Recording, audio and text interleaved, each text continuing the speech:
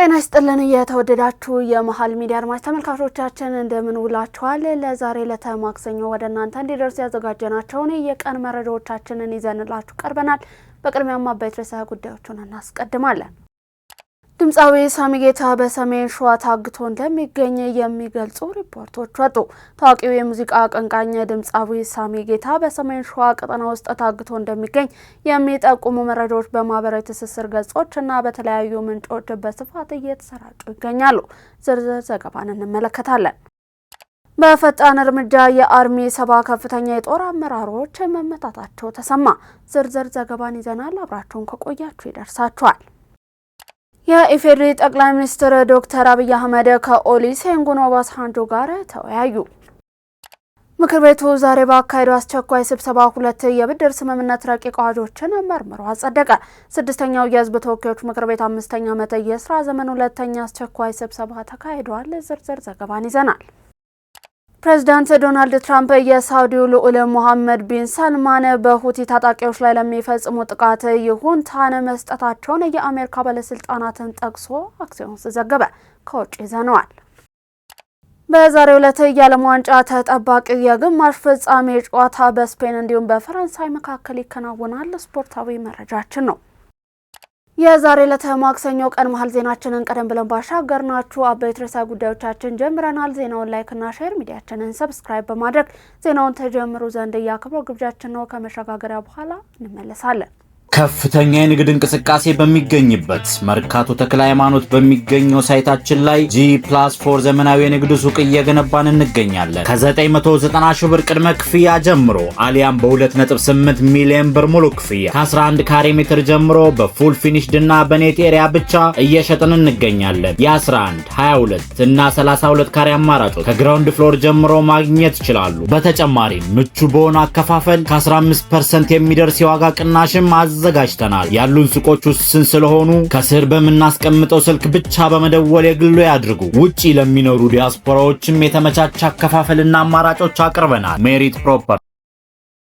ድምጻዊ ሳሚ ጌታ በሰሜን ሸዋ ታግቶ እንደሚገኝ የሚገልጹ ሪፖርቶች ወጡ። ታዋቂው የሙዚቃ አቀንቃኝ ድምጻዊ ሳሚ ጌታ በሰሜን ሸዋ ቀጠና ውስጥ ታግቶ እንደሚገኝ የሚጠቁሙ መረጃዎች በማህበራዊ ትስስር ገጾችና በተለያዩ ምንጮች በስፋት እየተሰራጩ ይገኛሉ። ተጨማሪውን ይዘናል። ይህ እገታ የተፈጸመው በአካባቢው በሚንቀሳቀሰው ታጣቂ ቡድን አመራር መሆኑ እየተገለጸ ሲሆን ክስተቱ በማህበረሰቡና በኪነ ጥበብ አፍቃሪው ዘንድ ከፍተኛ ስጋትና ቁጭትን ፈጥሯል።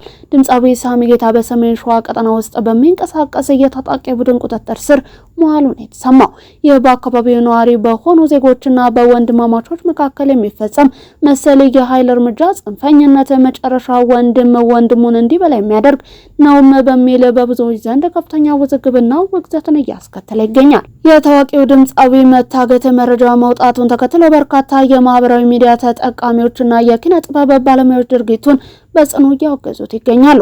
ንጹሃን ዜጎችና የኪነ ጥበብ ሰዎች ከየትኛውም የፖለቲካም ሆነ የጸጥታ ግጭቶች ነፃ መሆናቸው እንዳለባቸው እንዲሁም በአስቸኳይ ያለምንም ቅድመ ሁኔታ እንዲለቀቅ ድምጻቸውን እያሰሙ ነው። እስካሁን ድረስ ከተባለው ታጣቂ ቡድን በኩልም ሆነ ከገለልተኛ የጸጥታ አካላት እየተሰጠ ይፋዊ መግለጫ አይኖርም።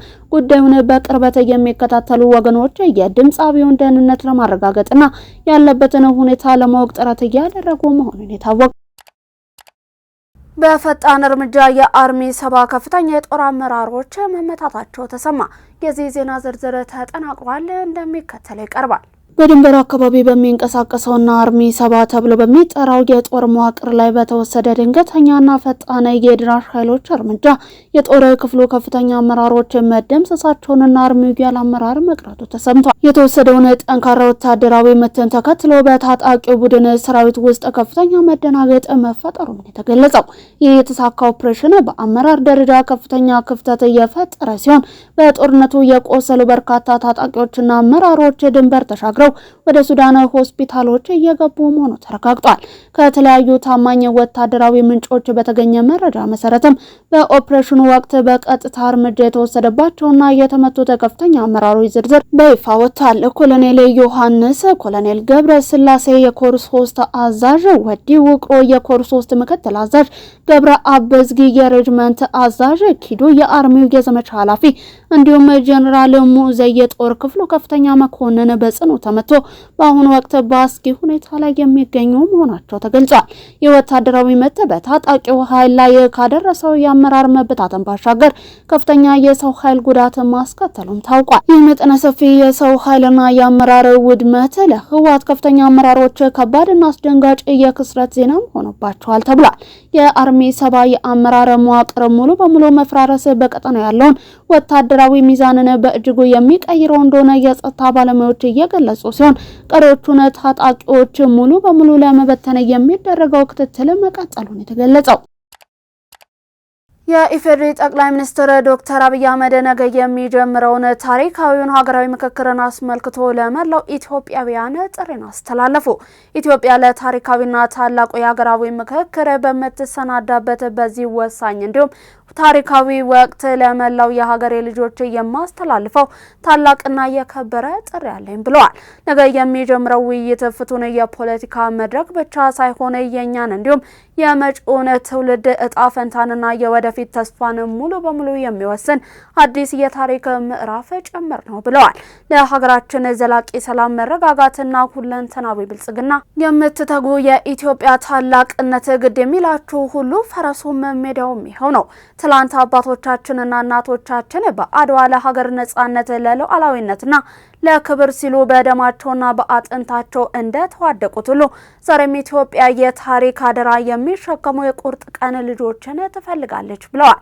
ሆኖም ዛሬ ሀገራችን የምትሻው ጠመንጃ ያነገቡ ሳይሆን በሀሳብ ብስለት፣ በእውነት፣ በእውቀት እንዲሁም በጽናት ታጥቀው የተሰናዱ የሰላም ታጋዮችን ነው ያሉት። እኛም ዛሬም እንደ ትላንቱ በታላቅ የድል ዋዜማ ላይ እንገኛለን። ምክንያቱም የኢትዮጵያና የሕዝቦቿ ማሸነፍ አይቀሬ ነው። በሰለጠነ ንግግር፣ በሰላማዊ ውይይትና ሀገራዊ መግባባት የገጠሙንን ፈተናዎች በሙሉ አልፈን ወደ ብልጽግና በጋራ እንሻገራለን ብለዋል በመልእክታቸው። ጠቅላይ ሚኒስትር ዶክተር አብይ አህመድ ከኦሉሴጉን ኦባሳንጆ ጋር ተወያዩ። ዛሬ በታሪካዊ የሀገራዊ ምክክራችን ዋዜማ የኢትዮጵያ ታላቅ ወዳጅ የሆኑት ክቡር ኦሉሴጉን ኦባሳንጆ በጽህፈት ቤታቸው ተቀብለው አነጋግረዋል። በመጪው ሀገራዊ ምክክር ዙሪያ ለመወያየት እንዲሁም ከዚህ ቀደም ካከናወናቸው ተግባራት ጥበብን ለመቅሰም ችለናል። በተለይም የቢያፍራን የሰላም ሂደትን በመምራት ያካበቱትን ልምድ አጋርተውናል ብለዋል። ይህም ኢትዮጵያ በምክክር ለምታረጋግጠው አንድነትና ዘላቂ የሰላም ጉዞ ላይ ትልቅ ትምህርትን የሚሰጥ ነው። ኢትዮጵያ ለምታበረክቱት በዋጋ የማይተመን አስተዋጽኦ ሁልጊዜም የላቀ ምስጋናዋን ታቀርባለች ብለዋል ጠቅላይ ሚኒስትሩ። ምክር ቤቱ በዛሬው ዕለት ባካሄደው አስቸኳይ ስብሰባ 2 የብድር ስምምነት ረቂቅ አዋጆችን መርምሮ አጸደቀ። 6ኛው የሕዝብ ተወካዮች ምክር ቤት 5ኛ ዓመት የስራ ዘመን 2ኛ አስቸኳይ ስብሰባ ተካሂዷል። ተጨማሪውን ይዘናል። ምክር ቤቱ በዛሬው ስብሰባው በኢትዮጵያ እንዲሁም በጣሊያን ሪፐብሊክ መንግስት እንዲሁም ከዓለም ባንክ ለ3ኛ የኢትዮጵያ እድገትና ልማት ፖሊሲ ክንውን ጋር በተጣጣመ መልኩ ለዘላቂ እንዲሁም አስተማማኝ ልማት ለኢትዮጵያ የሚሰጥ የበጀት ድጋፍ ማስፈጸሚያ የሚውል የብድር ስምምነትን በሙሉ ድምጽ አጽድቋል። በሕዝብ ተወካዮች ምክር ቤት የመንግስት ዋና ተጠሪ ሚኒስትር የሆኑት ዶክተር ተስፋዬ በልጅጌ የብድር ስምምነቱን አስመልክቶ በሰጡት ማብራሪያ የብድር ስምምነቱ 70 ሚሊዮን ዩሮ ሲሆን ምንም አይነት የአገልግሎት ክፍያ እንደማይጠየቅ በተም ገልጸዋል። ብድሩ ቀጥታ ወደ መንግስት በጀት ፈሰስ የሚደረግ መሆኑን ጠቅመው የማክሮ ኢኮኖሚ ትግበራውን በማሳለጥ እድገትን ለማፋጠን አጋዥ ነው ብለዋል። የብድር ስምምነቱ 16 ዓመት የችሮታ ጊዜ ያለው ሲሆን በ30 ዓመት ጊዜ ውስጥ ተከፍሎ የሚጠናቀቅ የረጅም ጊዜ ብድር መሆኑን ተናግረዋል። ምክር ቤቱ የብድር ስምምነቱን ረቂቅ አዋጅን በሙሉ ድምጽ አጽድቋል። በተመሳሳይ ምክር ቤቱ በኢትዮጵያ መንግስት እንዲሁም በፈረንሳይ መንግስት መካከል የትዕዛዝ ቁጥጥርና ንብረት አስተዳደር ስርዓቶችን የደረጃ አወጣጥ የዲጂታላይዜሽን ፕሮግራም ማስፈጸሚያ የሚውል የብድር ስምምነትን መርምሮ በሙሉ ድምጽ አጽድቋል። በምክር ቤቱ የመንግስት ዋና ተጠሪ ሚኒስትር ስምምነቱን አስመልክቶ በሰጡት ማብራሪያ መሰረት ስምምነቱ 54 ሚሊዮን 600 ሺህ ዩሮ የፋይናንስ ድጋፍ የያዘ መሆኑን መናገራቸውን ኢዜአ ዘግቧል። የብድር ስምምነቱ በ10 ዓመት የችሮታ ጊዜ ውስጥ በ5 ዓመት ተከፍሎ የሚጠናቀቅ መሆኑን ጠቅሰውም የወለድ መጠኑም 0.347 በመቶ ዝቅተኛ መጠን ያለው መሆኑን አብራርተዋል። የብድር ስምምነቱ የኢትዮጵያን ዲጂታላይዜሽን ጉዞን የሚያፋጥን እንደሆነም ነው የተጠቀሰው። በአዲስ አበባ አግራር ኮንዶሚኒየም አካባቢ ከባድ የትራፊክ አደጋ ደረሰ። በዛሬው ዕለት ከስልጤ ሰፈር ወደ አግራር ኮንዶሚኒየም በሚወስደው መንገድ ላይ አስደንጋጭ የትራፊክ አደጋ ተከስቷል። አንድ የጭነት መኪና ቁልቁለቱን በሚወርድበት ሰዓት ፍሬን እምቢ በማለቱ ምክንያት ከቁጥጥር ውጪ በመሆን ነው አደጋው የደረሰው። በአደጋው ምክንያት በግምት እስከ 6 የሚደርሱ መኪናዎች ላይም ጉዳት ደርሶባቸዋል። በአደጋ አንድ ሰው ቪትስ መኪና ውስጥ የነበረ በአስቸኳይ ወደ አለርት ሆስፒታል ተወስዶ የሕክምና እርዳታ እየተደረገለት ይገኛል። እንዲሁም ሙሉ በሙሉ በተጎዳች ቪትስ መኪና ውስጥ የነበረች አንዲት ሕፃን ልጅ በሚያስገርም ሁኔታ ምንም አይነት ጉዳት ሳይደርስባት በሰላም መውጣቷ ነው የተነገረው። በመዲናዋ የታክሲ አሽከርካሪዎች ከመነሻው የታሪፍ ክፍያ እንዲያስከፍሉ ቁጥጥር እየተደረገ መሆኑ ተገለጸ። አሽከርካሪዎች ከተወሰነው የትራንስፖርት ታሪፍ በላይ እንደሚያስከፍሉ ከማህበረሰቡ ተደጋጋሚ ቅሬታ ሲነሳ ይስተዋላል። ይህንን ችግር ለመፍታት የአዲስ አበባ ትራንስፖርት ቢሮ የትራንስፖርት አገልግሎት የሚሰጡ አሽከርካሪዎች በታሪፉ መሰረት ከመነሻው ሂሳብ እንዲሰበስቡ የማድረግ ስራ ተግባራዊ ማድረጉን የቢሮ ምክትል ኃላፊ አቶ ዳኛቸው ሽፈራው ገልጸዋል። ይህ አሰራር ማህበረሰቡ የሚያነሳቸውን ቅሬታዎችን ከመፍታት አንጻር ትልቅ ፋይዳ እንዳለው በመጥቀስ በመነሻ መጫኛ ቦታዎች ላይም ተቆጣጣሪ አካላት መመደባቸውን ጠቅሰዋል።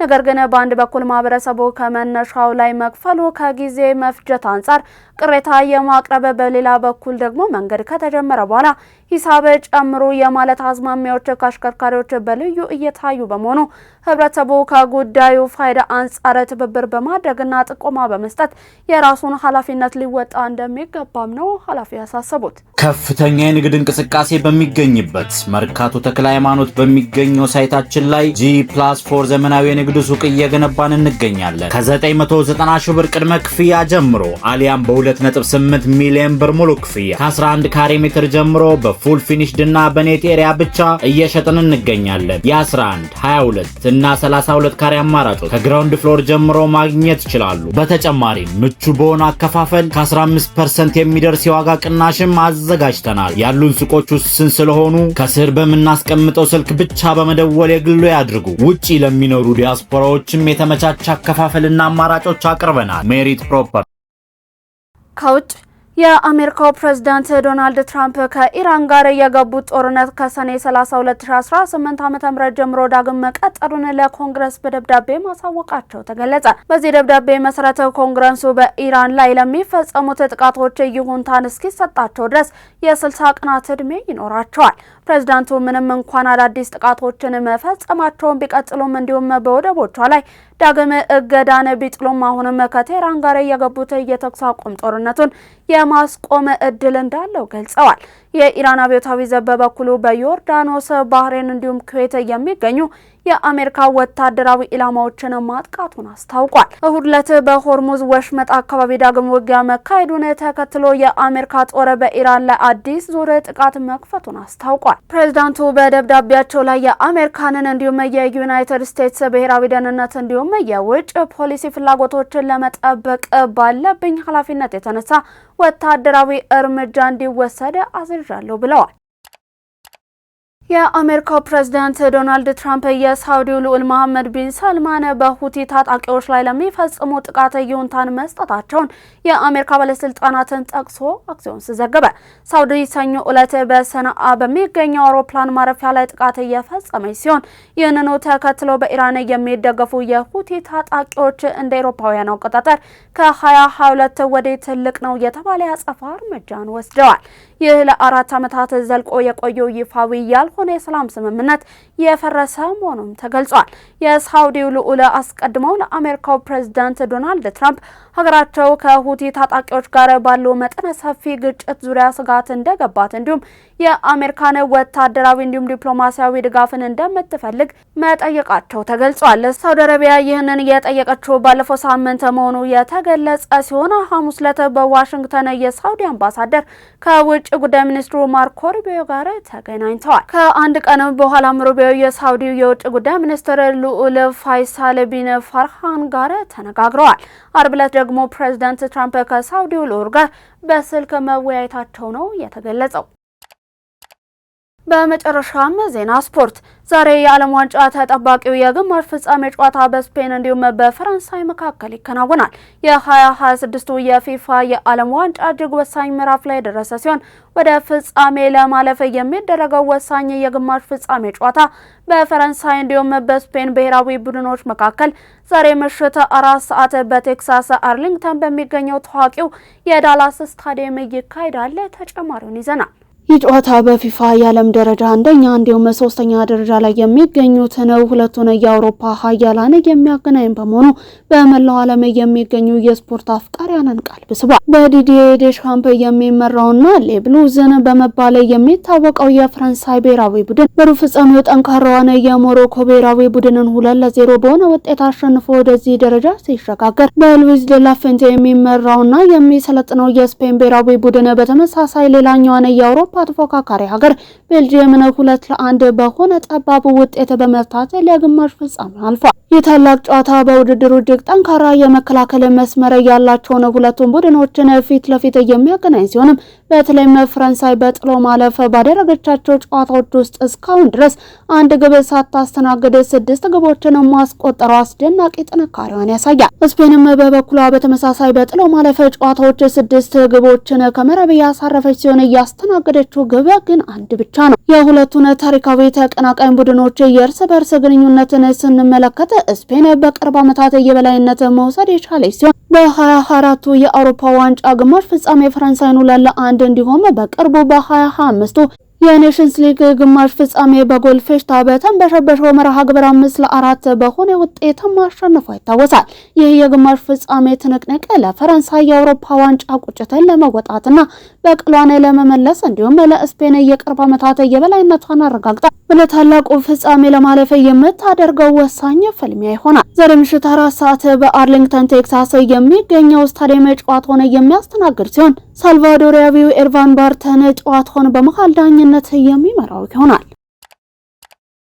ለዛሬ ለማክሰኞ ከመሃል ሚዲያ ወደ እናንተ እንዲደርሱ ያዘጋጀናቸውን የቀን መረጃዎቻችንን አበቃን። አብራችሁን ስለነበራችሁ እጅግ እናመሰግናለን። ዜናውን ላይክና ሼር፣ ሚዲያችንን ሰብስክራይብ በማድረግ ቤተሰብነታችሁን አጋርነታችሁን ታጠነክሩ ዘንድ የአክብሮት ግብዣችን ነው። ከዩቲዩብ ባለፈ እንዲሁም በፌስቡክ፣ ቴሌግራም እንዲሁም ደግሞ በቲክቶክ ገጾቻችን ተጨማሪ የመሃል ሚዲያ ይዘቶችን መመልከት ትችላላችሁ። በእኔ ቦታ በቃው። ጤና ይስጥልን።